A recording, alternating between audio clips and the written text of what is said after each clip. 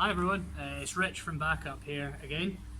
Just thought I'd use this final little video just to go over how we negotiate going down steps independently in our wheelchair.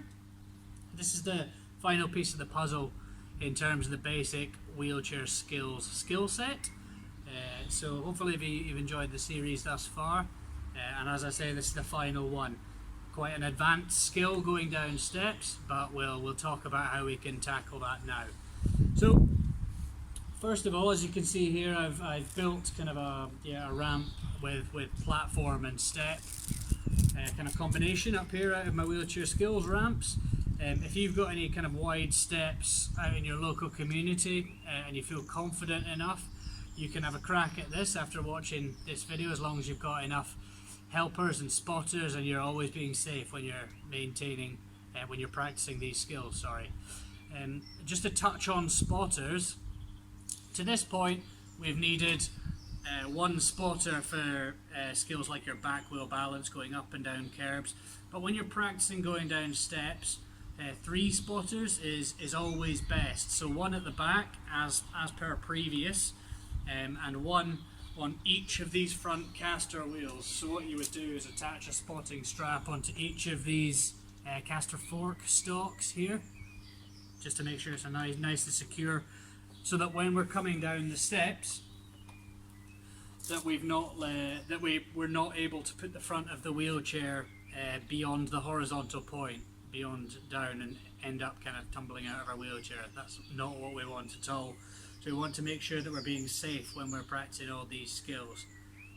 So yeah, as I said, 3 spotters to you as an individual when you're practicing this skill. It's very, very important that you're safe when you're trying all these. To break down the skill itself, you need to be proficient at a couple of things before giving this a go.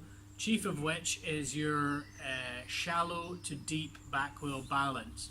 So if you remember back to the back wheel balance video, we were practicing just doing shallow balances, and then I touched on the fact that you can move your weight around in your wheelchair and as a result get the caster wheels higher, and that's called a deeper balance. So by leaning our head and shoulders slightly forward, we can get our caster wheels popped up a little bit more there. That's a deeper balance, and what we're looking to get from this skill is starting in a shallow balance, and as we go down each step in turn, switching to a deep balance, and then once we're on the next step down, shifting our weight back into a shallow balance, and then as we go down each step into a deep balance, rinse and repeat the entire way down. When you're practicing steps, it's good to practice on 1 or 2 until you get really proficient, and then from there you can build in more and more steps. But I wouldn't advise going for 5, 6, kind of 10 straight off the bat. Just a couple of steps to practice until you get it locked in, and then you can build on that from there. If you hark your minds back to when we were doing the curbs skill, I mentioned that you can come off 2 different ways. So coming off and remaining on your back wheels and then putting the front down, or coming off with all 4 wheels hitting the lower surface, the ground, at the same time. Now with steps we don't have that option, so we need to maintain a back wheel balance the entire time. So making sure that when we come off the curb nice and slowly, and we're switching from that shallow to deep balance, that we keep locked in against the curb. So as soon as we come off, we want to be locked in against the curb. If we're locked in against the curb, then we can shift our weight around, readjust to a shallow balance, get nice and comfortable, and then tackle the next step. It's always better going slow and steady than just bumping down all the steps there. So I'll give this a little go, and you can see kind of the processes behind it. As I say, this is a very advanced skill, so if you don't feel comfortable trying this, that's absolutely okay. It's always better to be safe if you don't feel comfortable, but hopefully it's informative and you get a little bit from having a look at how it's done and the processes behind that. Alright, so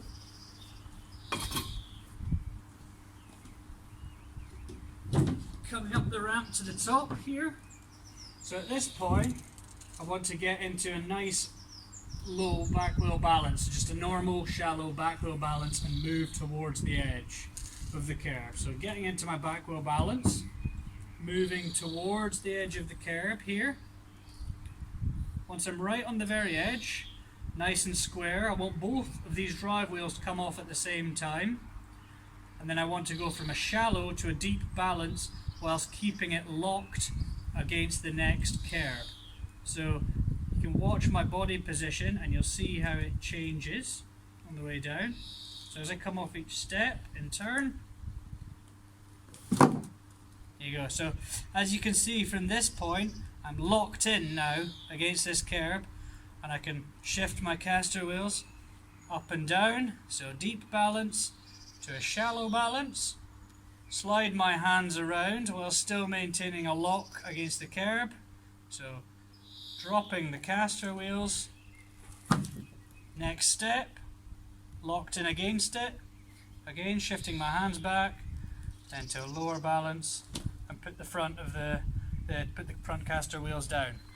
So again, just so you can see that, coming up to the top of the ramp here, getting into a nice shallow balance at the start, getting your hands in the right position, and then switching from a shallow balance to a low balance, a shallow balance to a deep balance, sorry, whilst locking it in against the next curb.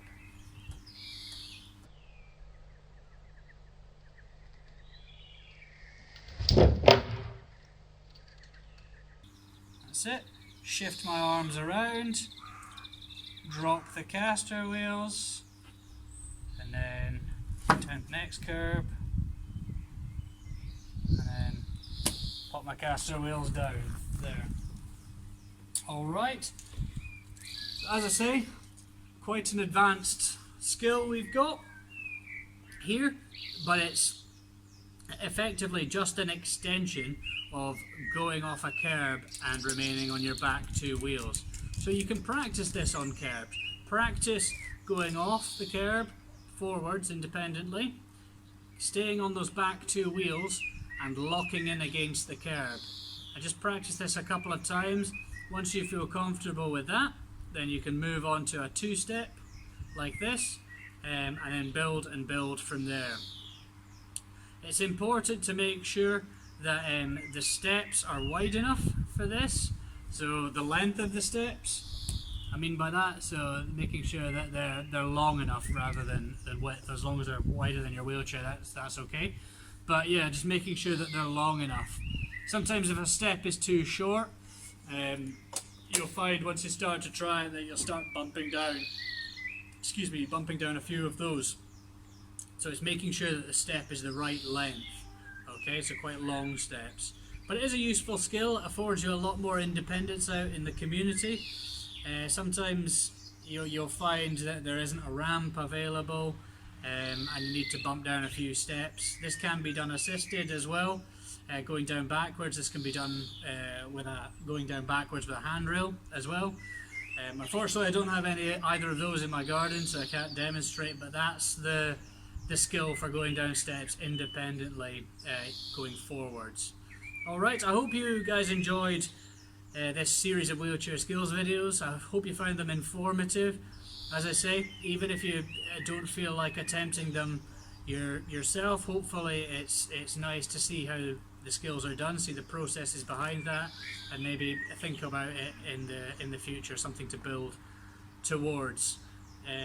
Yeah, and that's it in a nutshell. We'll be following this series of wheelchair skills videos with various transfer videos, and building in some kind of wheelchair skills extra stuff as well. So please keep an eye out on the YouTube page, and as you can see from kind of the contact details at the back of this video, if you require any further support, please do get in touch on those contact details provided.